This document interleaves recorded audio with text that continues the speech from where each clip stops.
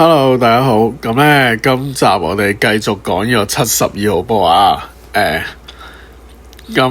重溫翻啦，個規矩係兩個嘅。第一咧就係淨係可以打最大最細，第二就係8號波最尾先可以打。咁我每打 Q 之前都會話俾大家知，而家可以進攻邊兩個波咁樣啦。咁啱啱見到入咗15號，咁所以而家台面剩低最大最細就係1同14啦，咁樣。咁呢個遊戲嘅好玩之處就係你中間有好多 decision making 啦。咁如果你功力夠好呢，應該你係有一個絕對嘅優勢嘅喺個玩法入邊。應該成件事感覺好輕鬆嘅。如果你做啱決定嘅話，咁舉個例啦，譬如好似而家我今集呢，我諗住即係上一集講咗好多規則啊，個人嘅感受啊咁樣啦。今集我主要就講我依盤波咁樣咯。咁好啦，咁哇啲 Q 真係超靚，咁都揾到條線入。咁而家見到啦，可以打2號或者一個13號咁樣。咁我哋睇到12號個位置就喺台嘅下方啦。咁跟住最大問題呢，而家係個4號同個11號。咁所以我暫時呢，就諗住等到4號同11號同一時間處理，係啦。咁所以我而家呢，就打咗3號先，咁就試下教翻個13號。咁就希望打完13號之後呢，可以用個12號嚟幫我教一個位呢，可以係進攻個11號嘅。咁呢個玩法呢，其實有一個十分得意嘅位就係，好多時候，譬如打9號波先算啦，我哋都比較想避免 cannon， 避免撞啲嘢嘅，盡量咩都掂唔到咁樣係最乾淨。但係依個玩法呢，我覺得依樣嘢係變成一樣可計算嘅嘢，即係好似而家咁啦。如果13號我落一個低 Q stun 過去 key 個4號出嚟，咁係咪我同時好似咁啦？咁而家超唔好彩打死咗啦。但係如果頭先撞得好啲嘅話，係咪變咗而家我就算當啦，我淨係輕輕嗨個4號，咁係咪我都有個12號可以教到，同埋個11號即刻開咗出嚟？咁就係呢一樣嘢呢，我覺得係十分之 fascinating 啊！呢方面，咁而家波完輕就冇問題啦。而家教呢個11號，12教11就輕鬆啦。咁好啦，咁而家呢，可以打嘅就係4同11啦。咁留意到呢個5號喺個台下方喎，而家咁所以其實個問題係4去到5個位。咁我哋暫時呢，未有辦法教到4號，所以我哋都係向呢個 stripes 進攻住先啦。咁去打個10號先，睇下 EQ 得唔得啦。避到個7就靚啦，避唔到個7，咁呢度我就停低諗咗諗，因為我而家可以打9或者4啦。咁當然最 prefer 係打個4號先啦，因為如果打咗9嘅話，就要順序打4、5、6、7、8啦嘛。咁所以我而家呢，個4號呢，如果夾硬扯過嚟呢，要落好重嘅低 Q 啦。咁但係由於有9號喺度，所以我4號只要入就得啦。EQ 你見到啊，就算嗨個8號，如果入嘅話呢，呢個9號都係一個中等難度嘅 shot 啦。咁樣咁就絕對易過直接4加5啦，係咪？咁我幾中意呢個ball in hand 呢一個設計嘅，即係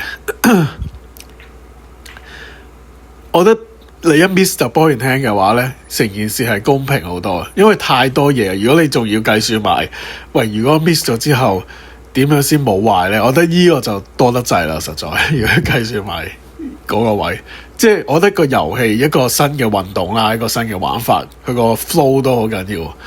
如果太多嘢諗嘅話呢，你就即係大家有冇個感覺啦？即係8號波係觀賞性嗰個性價比係低好多嘅，比9號波。因為你8號波好自然地，你就要成日停低喺度諗好多啊，太多變數啦。你譬如你入咗一個 solid，你就可以打6個喎，入多一個又有5個可以俾你揀咁樣。咁於是你又每一個都考慮一次，其實嗰個位係好鬼燒時間。所以觀賞價值方面係冇乜嘅，我覺得8號波。咁好啦，咁啊嚟咗一鋪啦，我哋而家咧即刻開始進入第二鋪啦。呢個遊戲講真啊，我覺得我就算咁樣拍咗片同大家講解咧，都係冇辦法好傳神地俾大家知道呢個遊戲有幾咁好玩。我真係好強烈建議大家自己落場打一次，你就會意識到有幾好玩。如果真係太多波嘅話，你試下用譬如9個波，跟住你5號最尾先打咁樣，即係你自己作啲規則啊，即係真係好好玩呢個玩法。好啦，我哋而家咧就嚟到而家又可以進攻15號同埋係咪2號嚟㗎嗰個？入咗15號咧，而家就可以打14或者2號啦，係啦，篤咗出嚟啦。咁而家呢一鋪咧，暫時第一個最急要解決嘅位係個3號波啦，因為佢俾嗰個11號啊養得好犀利。咁暫時咧 EQ 2號咧其實衰咗 ，EQ 2號值得滯。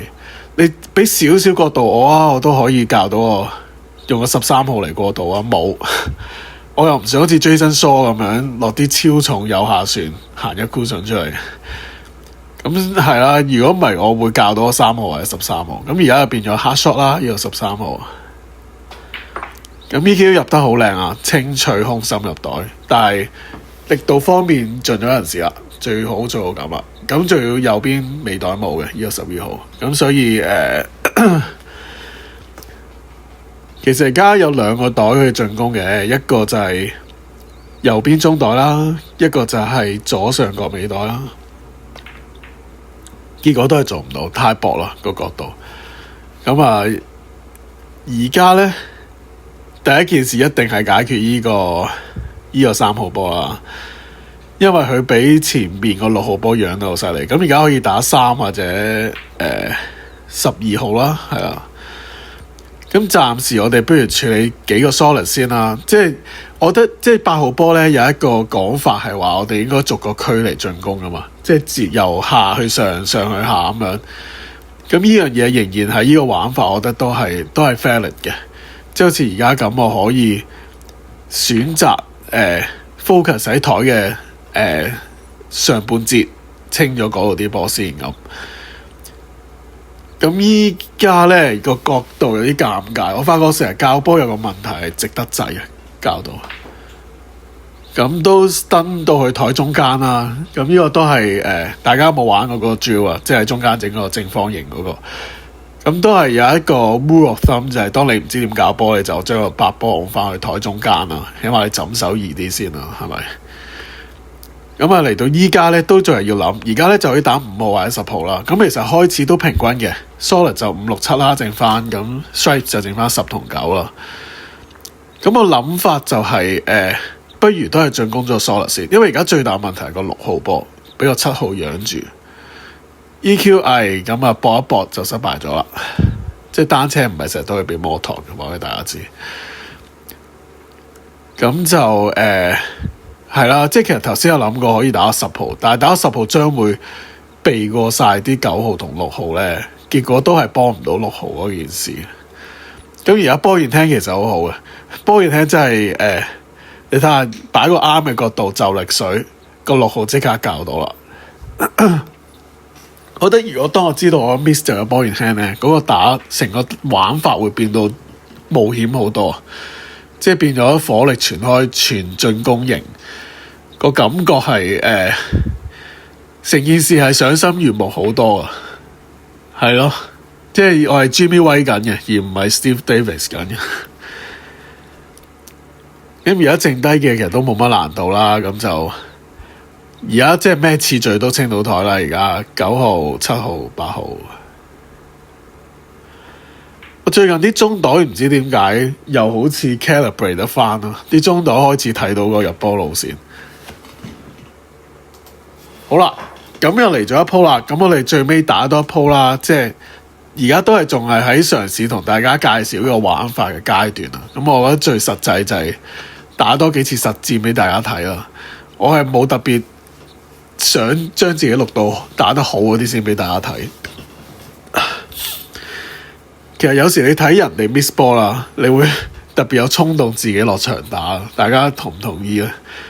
即係有一場我記得Mike Seagull 對住 Efren 2005年啊，即係唔知爭200K 啊美金個獎金，即係嗰個8號波嗰個咧，阿 Mike Seagull 咪係咁 miss 嘅啲波，臨尾淨係啲對住個袋口打唔到嘅，又撻 Q 又成，跟住唔知點解每次睇嗰場比賽就勁有衝動自己落場打下波，即係變成好似一個 challenge 咁。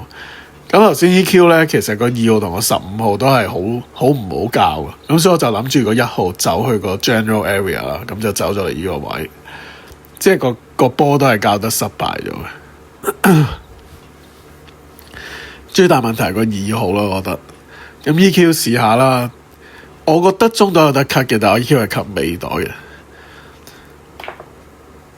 都係好咩啊？啲薄嘅波咧，我有時真係覺得個 pose 係害咗㗎，即係你個臨尾點一點個 pose 咧，令到你啲薄 cut 係唔準。好啦，依家咧波現輕，咁就簡單啦件事。咁我哋就試下，而家有15號或者2號啦。咁我考慮到個14號咧，呢度撲街啦，就係有條柱喺後邊頂住咗，即係都係教波值得滯嘅問題嚟，我覺得。咁我本身個諗法就係14號喺台下方，咁一陣間at some point要處理13號同4號啦，咁所以我就而家攞咗一支小朋友用嗰啲 Q 啦，見唔到入到波，但係教唔到波，咁呢度其實都斷咗噶。但係而家見到啦，有13號或者2號可以打啦。咁呢個玩法個規矩，我覺得都係即係同9號波好似好多位，即係你可以借波嚟到入啦，借波嚟到譬如我而家 EQ 係想撞個5號波入去嘅，即係 as long as 你第一個中嘅波係最大或者最細就 OK 啦。好啦，咁而家咧就打咗2號先。個3號其實好自然有一個位可以，即係而家咁樣就教多3號啦，都係太直啊！我唔知今日做咩波，全部都教得太直，所以入唔入啦？因為我想教佢個 short rail 嗰邊個 short side of 嗰個13號。anyway 啦，咁我局勢成個 layout 咁樣撞車之後咧，又變咗好似玩緊新一鋪咁，都係好事嚟。好啦，咁而家咧就個11號 kind of 得半個波可以教啦。咁頭先嘗試咁嘅落少咗右邊細，通常中袋啲 cut 波成日都會走出嚟條線會闊過想像，咁今次係窄過。咁 anyway 啦，掹咗過嚟都係嘗試教11號嘅，叫做教到個中袋啦。睇下可唔可以 hold 過嚟撞一撞個4號啊？唔得啊！盡咗人事啦，咁中袋都仲係準嘅，只不過而家4號唔知點搞，咁繼續進攻啦，打個10號 EQ 撻 Q 啊，大佬有個加窄器阻住咗。好啦，唔緊要啦，咁咧而家咧開始，我記得拎起呢個白波嘅時候，我同自己講：咦，而家啲波得翻4至10號，即係感覺好似變咗打10號波咁樣。但係當然好玩好多啦。講真，呢個真係天才嚟嘅，發明呢個遊戲嗰個人，即係我自己啦，絕對係比9號波或者10號波好玩好多。你淨係開胃嘅件事，因為有個選擇喺度。而家你有10號或者6號啦，咁你可以我仍然係覺得係應該平均嘅，即係好似食飯咁，你唔會一次過食晒啲飯或者食晒啲餸嘅，即係 solid 就係飯啦 ，stripes 就係啲餸啦。你就係 keep 住個進度啱啱好，同時兩樣進行緊噶嘛。食嘅時候，即係淨係好似 energy bar 咁噶嘛。你如果有杯汽水，你唔會即係起碼我可能啲 OCD 我會咁啦。我一路食飯，一路個汽水嘅 volume 就係等於我食嘅嗰個 progress 啦。我個 energy bar 去到尾嘅時候就係我食完飯嗰個位啦，咁樣。咁有呢個感覺啦，所以見到頭先個 Q 好靚啊，教到嗰個打6號教我7同9嘅時候，教得好靚頭先。咁就係咁啦，即係嗰個位係考功力啦，唔係個個做到嗰種教波。因為8號好離譜，今日成日都 miss 個袋啊，係咯。咁就係咁啦，呢個就係嗰個72號波玩法啦。我會再拍多幾集，因為我好中意個玩法。咁我下次再見啦，拜拜。